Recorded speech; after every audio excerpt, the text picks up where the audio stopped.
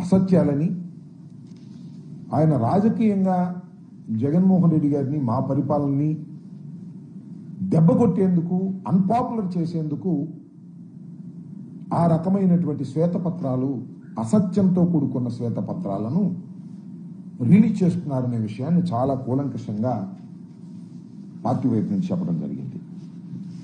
అయితే చిత్రమైన విషయం ఏంటంటే మొన్న 17వ తారీఖున ఈ నెల 17వ తారీఖున శాంతి భద్రతల మీద ఆయన ఒక శ్వేతపత్రాన్ని విడుదల చేయాలని అనుకున్నారు, ప్రకటించారు. ప్రకటించిన తర్వాత ఆ శ్వేతపత్ర విడుదలని వాయిదా వేసుకున్నారు. ఇక్కడ నేను చాలా సూటిగా ప్రశ్నిస్తున్నా, ఎందుకు వాయిదా వేసుకున్నారు అని అడుగుతా ఉన్నా. ఎందుకు వాయిదా వేసుకున్నారో నేను ప్రత్యేకంగా చెప్పాల్సిన అవసరం లేదు. ఎందుకంటే 5 సంవత్సరాలలో వైఎస్ఆర్ కాంగ్రెస్ పార్టీ పరిపాలన చేసినప్పుడు మా మీద లా అండ్ ఆర్డర్లో సంబంధించిన విషయాల మీద వారు ఆరోపణ చేసినటువంటి ఆరోపణల కన్నా కూడా కేవలం ఈ 45-46 రోజుల్లోనే అంతకన్నా ఘోరమైనటువంటి వైఫల్యాలు ప్రజల కళ్ళ కనిపిస్తున్నాయి. ఆరోపణలు మాత్రమే చాలా స్పష్టంగా కనిపిస్తా ఉన్నాయి. ఈ కనిపిస్తున్నటువంటి నేపథ్యంలో శ్వేతపత్రం రిలీజ్ చేస్తే ప్రజలు దాన్ని రిసీవ్ చేసుకోలేరనే ఉద్దేశంతో శ్వేతపత్రాన్ని రిలీజ్ చేయకోకుండా పారిపోయేటటువంటి పరిస్థితి చంద్రబాబు నాయుడు గారికి కలిగింది. ఆయన అంతరాత్మ అంగీకరించాల. నేను ఈ పరిస్థితుల్లో శ్వేతపత్రం 5 సంవత్సరాలు మీరు ఘోరాలు చేశారు, పాపాలు చేశారు, నేరాలు చేశారు అని నేను చెప్తే ప్రజలు మీరేం చేశారు ఈ నెల 15 రోజుల్లోనో ఈ 46 రోజుల్లోనూ మీరేం చేశారని ప్రశ్నిస్తారనేటువంటి భయంతో ఆయన ఇప్పుడు ఏం చెబుతుందంటే అసెంబ్లీలో మేము శ్వేతపత్రం రిలీజ్ చేస్తాం. మరి అన్ని అసెంబ్లీలు చేయొచ్చుగా, ఇక్కడ ఎందుకు చేయలేదు? ఆ నేపథ్యం అలా ఉందని ఈ సందర్భంగా నేను మనవి చేస్తున్నాను. ఈ సందర్భంగా కొన్ని విషయాలను మీడియా ద్వారా రాష్ట్ర ప్రజానీకానికి తెలియపరచాలనే ఉద్దేశంతో ఒక ప్రయత్నాన్ని నేను చేస్తున్నా. దానిలో ప్రధానమైనది ఏంటంటే 3 విషయాలను ఇక్కడ మచ్చుకు 3 విషయాలను మాత్రం ప్రస్తావన చేస్తా. అదేమిటంటే మన ఉమ్మడి జిల్లాలో పల్నాడు జిల్లాలో వినుకొండలో జరిగినటువంటి ఒక దారుణమైన హత్య. అది సోషల్ మీడియాలో కానీ మరో రకంగా కానీ అందరూ చూసే ఉంటారు. ఎంత దారుణంగా హత్య జరిగిందో నేను ప్రత్యేకంగా చెప్పాల్సినటువంటి అవసరం లేదు. దీన్ని వాళ్ళు ఏం చెప్తారంటే ఇది రాజకీయ హత్య కాదు, 2 మిత్రుల మధ్యన జరిగినటువంటి హత్య అని అటు పోలీస్ వైపు నుంచి ఇటు ప్రభుత్వం వైపు నుంచి చెప్పి దీన్ని డైల్యూట్ చేయాలనేటువంటి ప్రయత్నం చేస్తున్నారు. నేను మనస్ఫూర్తిగా చెప్తున్నా, అందరికీ తెలుసు పల్నాడులో రషీద్ అనేటువంటి మరణించినటువంటి వ్యక్తి డిసీజ్ వైఎస్ఆర్ కాంగ్రెస్ పార్టీకి చెందినటువంటి వ్యక్తి. జిలానీ అనే అతను ప్రస్తుతం తెలుగుదేశంలో ఉన్నారు. అంతకుముందు వైసీపీలో ఉన్న మాట వాస్తవం. ఒక 2 సంవత్సరాల క్రితమో సంవత్సరం క్రితమో ఉన్నారు. ఎలా ఉన్నారంటే లావు శ్రీకృష్ణదేవరాయలు గారు కూడా మా పార్టీలో ఉన్నారు కదా అప్పుడు, అట్లాగే అప్పుడు ఉన్నారు. ఎలా అంటే పార్థసారథి గారు మా పార్టీలో ఉన్నారు కదా అప్పుడు, అలాగే ఉన్నారు. అలాగే ఆనం రామనారాయణ రెడ్డి గారు మా పార్టీలో ఉన్నారు కదా, అలాగే ఉన్నారు. అక్కడ తెలుగుదేశంలోకి వెళ్ళారు. తెలుగుదేశంలోకి వెళ్ళి అక్కడ ఉన్నటువంటి స్థానిక శాసనసభ్యుడు ఆంజనేయులు గారి ప్రోద్బలంతో, అలాగే మక్కిన మల్లికార్జున గారి ప్రోద్బలంతో దౌర్జన్య కాండలు నిర్వహించేటటువంటి క్రమంలో అతి దారుణంగా ఒక యువకుణ్ణి, కక్షలు లేవు, కార్పణ్యాలు లేవు. నేను అడుగుతా ఉన్నా, పోనీ ఆ రషీద్ అనే అతను ఇంతకుముందు ఏమన్నా హత్య చేశాడా, ఎవరన్నా పొడిచాడా, ఏదైనా క్రిమినల్ కేసు చేశాడా? అలాంటి వ్యక్తిని అతి దారుణంగా రోడ్డు మీద చంపేశారు. దీన్ని ప్రశ్నిస్తే జగన్మోహన్ రెడ్డి గారు వెళ్ళి పరామర్శిస్తే భరించలేకపోతున్నారు. అది వ్యక్తిగతమైన తగాదా? నేను అడుగుతా ఉన్నానండి, అది వ్యక్తిగతమైన తగాదా అనుకున్నాను కాసేపు. వాళ్ళిద్దరిది స్థానికంగా ఉన్న శాసనసభ్యుడు కానీ స్థానికంగా ఉన్నటువంటి పార్లమెంటు సభ్యులు కానీ లావు శ్రీకృష్ణదేవరాయలు గారి ఆంజనేయులు గారు కానీ వెళ్ళి మరణించినటువంటి కుటుంబాన్ని ఎందుకు పరామర్శించలేదు? చెప్పండి దీనికి సమాధానం. నిజంగా అది రాజకీయాలకు సంబంధం లేదు, purely dispute between two individuals. ఎందుకు మీరు సంప్రదించలేకపోయారు? నేను మనవి చేస్తున్న FIR లో కూడా స్థానిక శాసనసభ్యుడి మీద, మల్లికార్జున గారి మీద ఆరోపణలు చేయడం జరిగిందని కూడా FIR లో ఆరోపణలు చేయడం జరిగిందని కూడా నేను ఈ సందర్భంగా మనవి చేస్తున్నా. ఇందాక హోంమంత్రి గారు మాట్లాడుతున్నారు, అది గంజాయి తాగిన మత్తులో నరికేశాయంట. గంజాయి పాపం మాదంట. మరి మీ దుంపదగా మీరు వచ్చి అనాలైంది? మీ పోలీస్ వ్యవస్థ పనిచేస్తుంది కదా, మీ ఎస్పీని ట్రాన్స్ఫర్ చేసుకున్నారు కదా, అంటే ఇంకా గంజాయి విచ్చలవిడిగా దొరుకుతుందన్నమాట. ఆ పాపం మాదా? అది తెలియ కొడతా. నెల 15 రోజులు మీ పరిపాలన వచ్చినా కూడా వినుకొండలో బహిరంగంగా గంజాయి దొరుకుతుందని మీరే అంగీకరిస్తే ఏం చెప్పాలి? హోంమంత్రి సాక్షాత్తు అంగీకరిస్తే ఇది ఏదో ఒక విధంగా మసిపూసి మారేడికాయ చేసి వినుకొండలో జరిగినటువంటి పొలిటికల్ హత్యని ఒక ఇండివిజువల్ హత్యగా తీర్చిదిద్దాలనేటువంటి ప్రయత్నం అటు పోలీసు వారు, ఇటు తెలుగుదేశం వారు, దాంతోపాటు హోంమంత్రి గారు, ముఖ్యమంత్రి గారు వీళ్ళందరూ ప్రయత్నం చేస్తున్నారు. దీన్ని ప్రజలు గమనించాలని ఈ సందర్భంగా మనవి చేస్తున్నాం. ఇంకా రెండో వ్యవహారం ఏంటంటే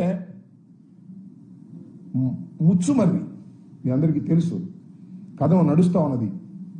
ముచ్చుమర్రి ప్రాంతంలో ఒక బాలిక ఈ నెల 7వ తారీఖున 10 గంటలకు ఆడుకునేందుకు ఇంటి బయటకు వస్తే ఆమెని,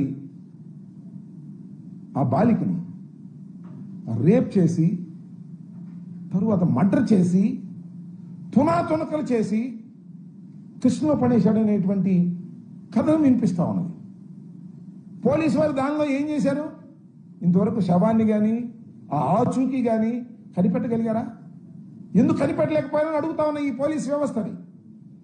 హోంమంత్రి గారిని అడుగుతా ఉన్నా, ముఖ్యమంత్రి గారిని అడుగుతా ఉన్నా. ఇదంతా పోయి నిన్న చాలా చిత్రమైన విషయం ఏంటంటే, ఒక కుర్రవాడిని దురదృష్టవశాత్తు మరి అతను తీసుకొచ్చారు. వాడు అనుమానితుడని వాడు ఎరగొట్టారు. పోలీస్ స్టేషన్ చనిపోయాడు. అతని మీద గాయాలు ఉన్నాయి. ఇది నేను చెప్తున్నటువంటి అంశం కాదు. ఇది పోలీసుల విచారణలో వ్యక్తి మృతి. ఇది ఈనాడులో వచ్చింది, వారి పత్రికలో. పోలీస్ విచారణలో వ్యక్తి మృతి. పోలీసు విచారిస్తుండగా ఆ వ్యక్తిని కొడితే ఆ వ్యక్తి మరణించినటువంటి సందర్భం. Lockup death. దళితుడు అతను. పైగా లాకప్ డెత్ చేస్తే దాన్ని మసిపూసి మారేడికాయ చేసేసి అంతటితో క్లోజ్ చేసేసి దహనం చేసేసి కార్యక్రమం చేస్తున్నారు. ఇది ప్రభుత్వ హత్య. దీని మీద న్యాయ విచారణ జరపవలసినటువంటి బాధ్యత ఉన్నది. నిజంగానే ఈ ప్రభుత్వానికి చిత్తశుద్ధి ఉంటే అనుమానితుడిని తీసుకొచ్చి ఇష్టం వచ్చినట్టుగా కొట్టి అతన్ని మరణానికి కారణమైనటువంటి పోలీసు వ్యవస్థ మీద తక్షణమే యాక్షన్ తీసుకోవాలి, విచారణ జరపాలి. అదేం లేదు, మసిపూసి మారేడికాయ చేసేసి పక్కకు తోసేసే ప్రయత్నం చేస్తున్నారు. నేను మనవి చేస్తున్నా, దళిత సంఘాలకు కానీ, పౌర హక్కులకు సంబంధించిన వారు కానీ, సివిల్ రైట్స్ కి సంబంధించిన వారు కానీ దీని మీద ఫైట్ చేయాలి, న్యాయ పోరాటం చేయాలి. అవసరమైతే కోర్టుకు వెళ్లి ఈ లాకప్ డెత్ మీద విచారణ జరపవలసినటువంటి బాధ్యత సమాజానికి కూడా ఉంది, న్యాయ వ్యవస్థ కూడా ఉందని ఈ సందర్భంగా మనం వచ్చిన. అవసరమైతే న్యాయ వ్యవస్థ సూమోటివ్గా కూడా తీసుకున్నటువంటి సంఘటనలు ఉన్నాయి. సూమోటివ్గా కూడా తీసుకొని విచారణ జరిపేటటువంటి కార్యక్రమం చేస్తే పోలీసు లాకప్ డెత్లు తగ్గుతాయి. నిందితుని తీసుకోవటం, లాకప్లో పెట్టడం, కొట్టడం, వాడు చచ్చిపోయేదా కొట్టడం, వాడు నేరం ఒప్పుకోమనడం, ఈ ధర్మమేనా అని అడుగుతా ఉన్నా. దీని మీద హోంమంత్రి సమాధానం చెప్పవలసినటువంటి బాధ్యత ఉన్నది అనేది ఈ సందర్భంగా నేను గుర్తు చేయదలుచుకున్నా.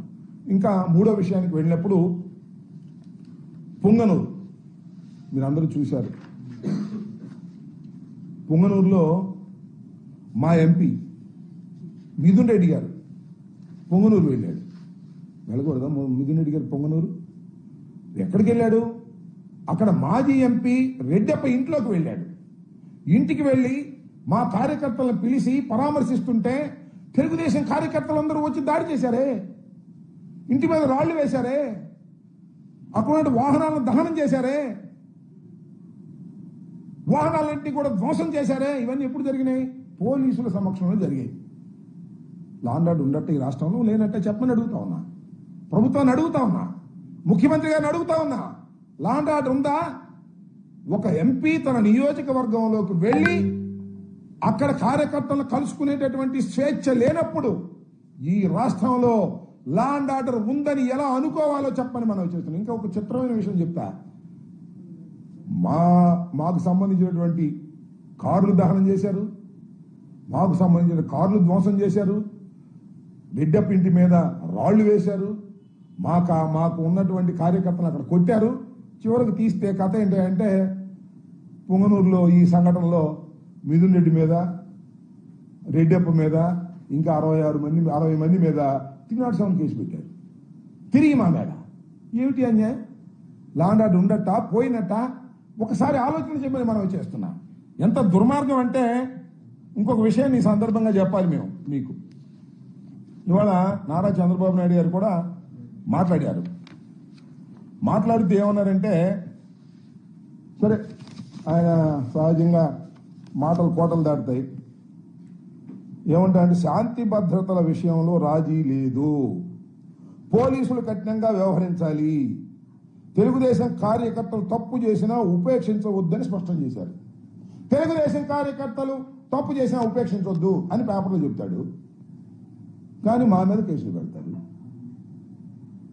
తెలుగుదేశం కార్యకర్తలు రాళ్లు వేస్తే వాళ్ళ మీద కేసులు పెట్టరు, వేళ్ళు తగలేస్తే దాని మీద కేసులు పెట్టరు. ఇంకో మాట మాట్లాడారు ఇక్కడ, వినాలి మీరు. హోంమంత్రి అనిత మరింత చురుగ్గా పనిచేయాలి. ఇది చంద్రబాబు నాయుడు గారు అన్నమాట, ముఖ్యమంత్రి గారు అన్నమాట. హోంమంత్రి అనిత గారు చురుగ్గా పనిచేయాలి అంటే ఏమి దాని అర్థం? హోంమంత్రి అనిత గారు, వంగలపూడి అనిత గారు చురుగ్గా పనిచేయటం లేదు అంటే ఒక మాట చెప్పాలంటే పని చేయటం లేదు. ఇంకో మాటలో చెప్పాలంటే ఆమె పనికిరాదు, నేనే లా అండ్ ఆర్డర్ని పర్యవేక్షిస్తా, ఆమె గాలిక అనేటువంటి మాట మాట్లాడారు. అమ్మా తల్లి అనిత గారు ఆలోచించుకోమని మనం చేస్తున్నాం.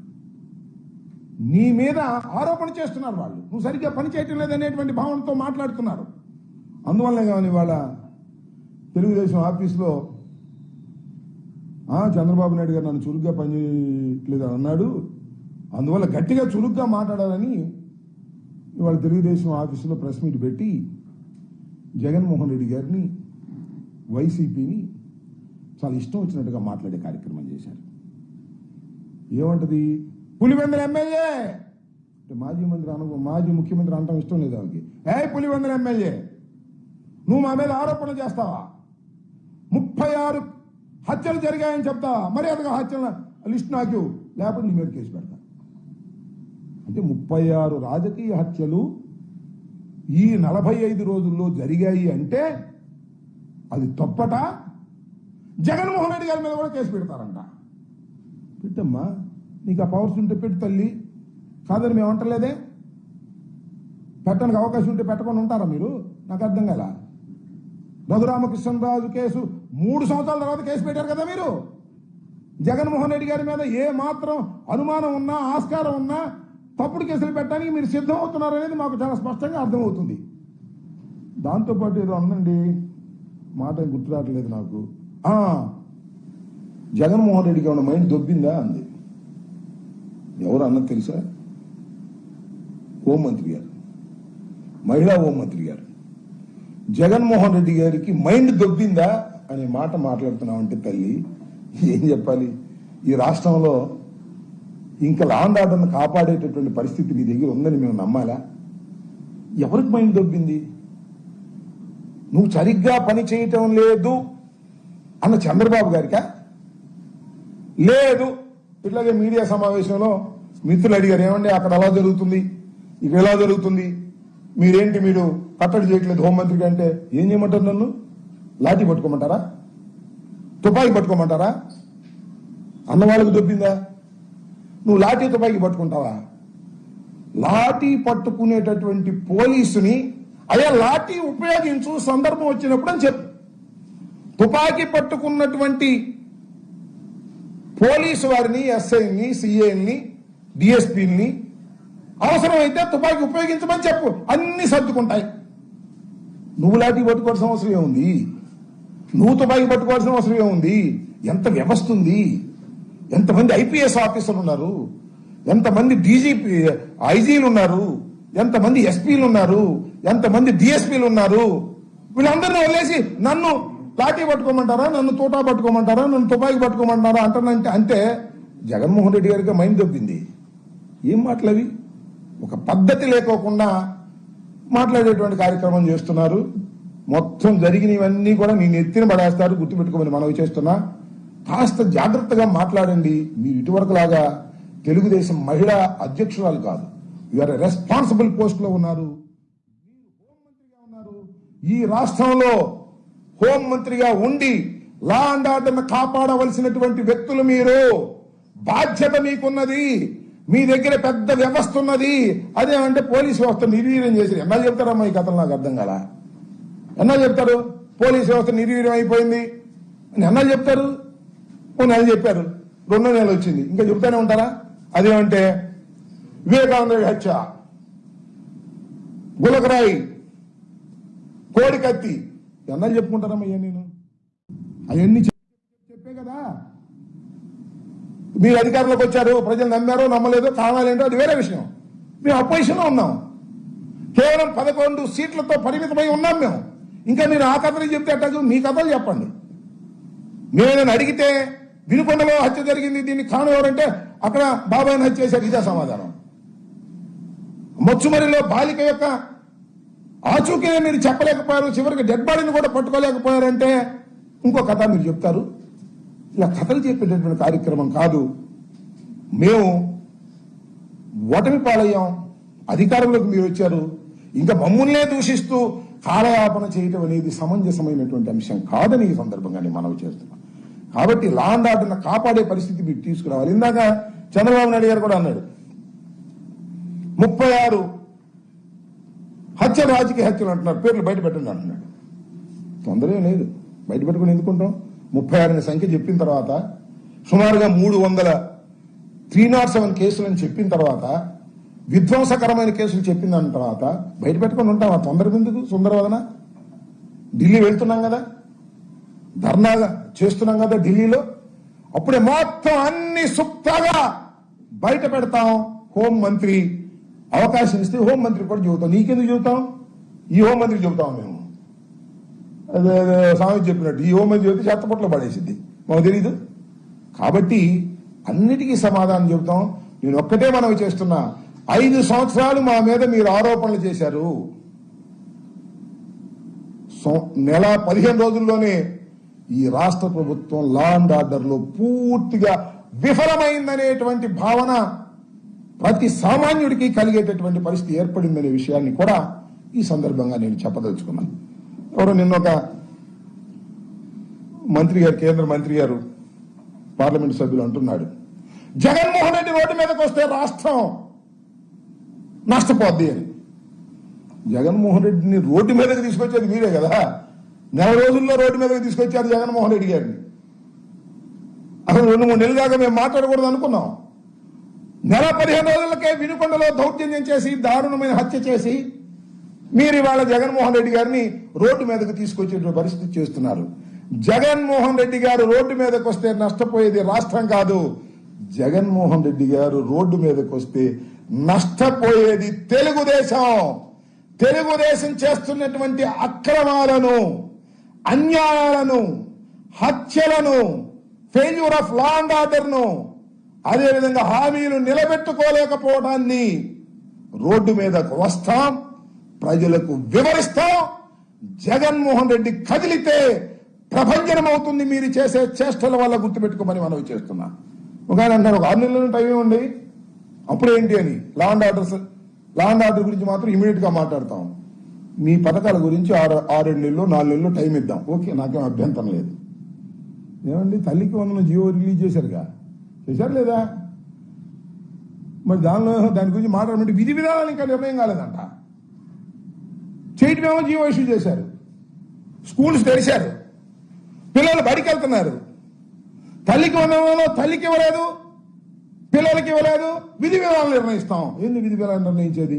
దానిలో క్లియర్గా విధి విధానాలు ఉంటే, అయ్యా అదే సామెత చెప్తారు, కళ్యాణం చేసే కళ, కాపురం చేసే కళ కాళ్ళగోలు దగ్గరే తెలిసిపోద్దంట. అలాగే మీరు 5 సంవత్సరాల పరిపాలన ఏ విధంగా చేస్తారో ఈ నెల 15 రోజుల్లో 46-47 రోజుల్లోనూ చాలా క్లియర్గా అర్థమైపోయింది. మీరు దౌర్జన్యాలు చేయటం, అక్రమాలు చేయటం, మా కార్యకర్తల్ని హత్య చేయటం, మా కార్యకర్తల మీద కేసులు పెట్టడం 307. జగన్మోహన్ రెడ్డి గారి మీద 307 పెట్టారు, ఇద్దరు ఐపీఎస్ ఆఫీసర్ల మీద 307 పెట్టారు, ఒక డిఎస్పీ మీద 307 పెట్టారు, ఒక డాక్టర్ మీద 307 పెట్టారు, మిథున్ రెడ్డి మీద 307 పెట్టారు, మరి పిన్నెల రామకృష్ణారెడ్డిని 307 పెట్టారు, అలాగే అప్పిరెడ్డి వీళ్ళందరి మీద, అవినాష్ వీళ్ళందరి మీద 307 పెట్టారు. పెట్టుకుంటే పోతారు 307. 302 కూడా పెడతారు డెడ్ బాడీ దొరికితే. డెడ్ బాడీ దొరకలేదు అందుకని ఆగారు. అంత గాయం కూడా లేకుండా 307 పెట్టేస్తారు. ఏంది నాకు అర్థం కాల. హౌ యూఆర్ మిస్యూజింగ్ ఆఫ్ 307, అన్యాయంగా అక్రమంగా పొలిటికల్ గ్రడ్జిని తీర్చుకోవడం కోసం 307 పెట్టారు. మీరు ఇంతమంది మీద 307 పెడితే ఏమైందే మాకు నాకు అర్థం కాల. జైల్లో ఉంటాను కదా, ఉంటాం, ఏముంది దానిలో గొప్ప ఏంటి? మీ చంద్రబాబు జైల్లో లేడా? మా జగన్మోహన్ రెడ్డి జైల్లో లేడా? పక్కన ఉన్న రేవంత్ రెడ్డి జైల్లో లేడా? ఉంటాం. బట్ ప్రజలు ఏం ఆలోచిస్తారో ఒక్కసారి ఆలోచించుకోండి. దాన్ని బట్టి మీరు మాట్లాడే మాటలు, ఇవాళ గౌరవనీయ హోంమంత్రి గారు మాట్లాడినటువంటి తీరు చూస్తే నాకు చాలా ఆశ్చర్యం వేసింది. ఇక వచ్చిన సంబోధనతో జగన్మోహన్ రెడ్డి గారిని మాట్లాడుతున్నారు. Jaganmohan Reddy is a public figure. నేను మనవి చేస్తున్నా, జగన్మోహన్ రెడ్డి అనే వ్యక్తి ఒక అత్యంత ప్రజాదరణ కలిగిన వ్యక్తి. 40% ఓట్ షేర్ మీకుంది, 53%. మీకంటే తెలుగుదేశానికి కాదు, మీకు జనసేనకి బీజేపీకి కలిపి 53, మా ఒక్కళ్ళకే 40% ఉన్నది. అలాంటి నాయకుడు జగన్మోహన్ రెడ్డికి 40%. జగన్మోహన్ రెడ్డి కోసం ఎంత దూరమైనా వెళ్లేటటువంటి 40% ఓటర్లు ఈ రాష్ట్రంలో ఉన్నారు. మీకు ఒకసారి ఆ బీజేపీది మైనస్ చేస్తే, మన పవన్ కళ్యాణ్ది జనసేన మైనస్ చేస్తే మీది 30% కూడా ఉండదు. గుర్తుపెట్టుకోండి. మీరు మాట్లాడుతున్నారు ఇవాళ మీ చుట్టూరా నలుగురికి అమ్ముకున్నారు కాబట్టి, నలుగురు కలిసి వచ్చారు కాబట్టి మీరేదో మాట్లాడుతున్నారు. ఒకసారి వెనక్కి తిరిగి చూసుకోండి. ఇవాళ జగన్మోహన్ రెడ్డి గారు పులివెందుల శాసనసభ్యుడే కాదని ఏమంటలా, దాన్ని నొక్కి నొక్కి నొక్కి అని ఇన్సల్ట్ చేయాలని ప్రయత్నం చేస్తున్నారు. మీరు మాజీ హోంమంత్రి అవుతారు, మీరు మాజీ శాసనసభ్యులు అవుతారు, చంద్రబాబు నాయుడు గారు కూడా మాజీ ముఖ్యమంత్రి అవుతాడు, మరి ఎమ్మెల్యే అవుతాడు లేదు తర్వాత చూద్దాం. ఎమ్మెల్యే అయితే ఆ కుప్పానికి ఎమ్మెల్యే అవుతాడు. ఇంతే, గుర్తుపెట్టుకోండి. మళ్ళా రోజులు గిర్రం తిరిగి వస్తాయనే వాస్తవాన్ని మీరు గమనించాలని ఈ సందర్భంగా నేను చెప్పదలుచుకున్నాను. ఇంకా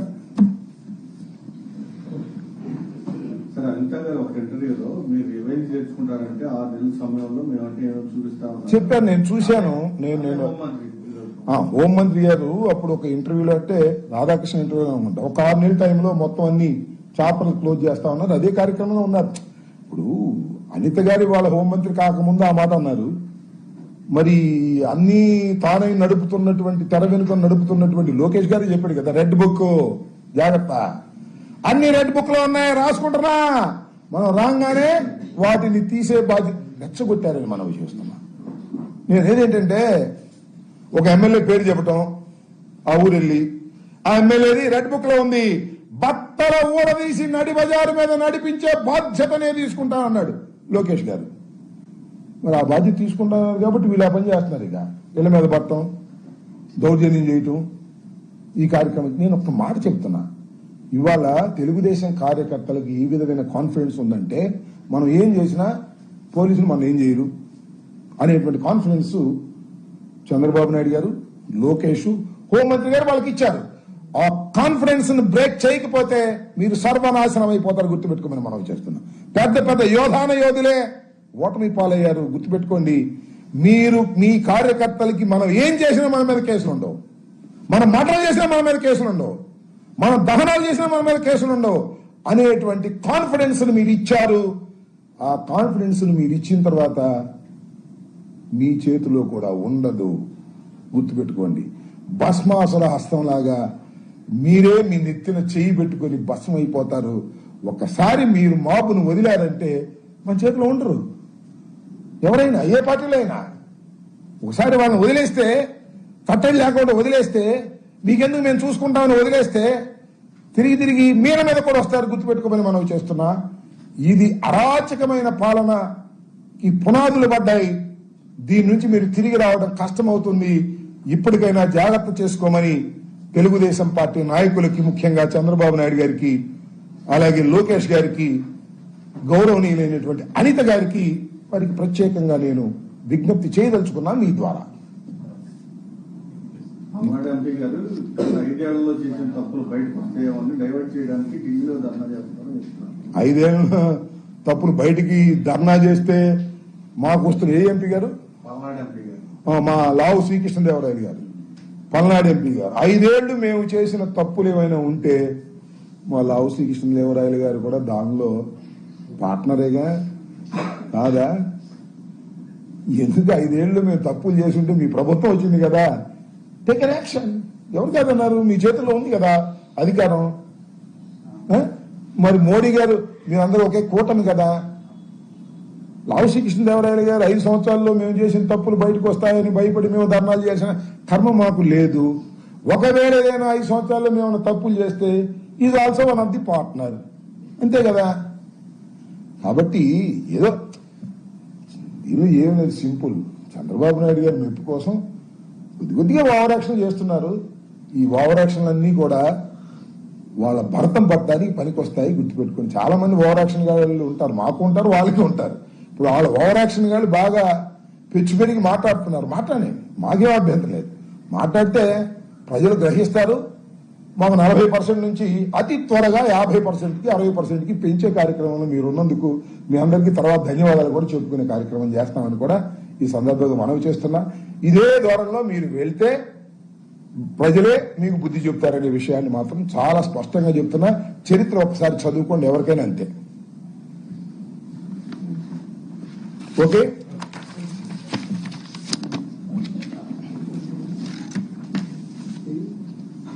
ఎవరు ఇచ్చారు?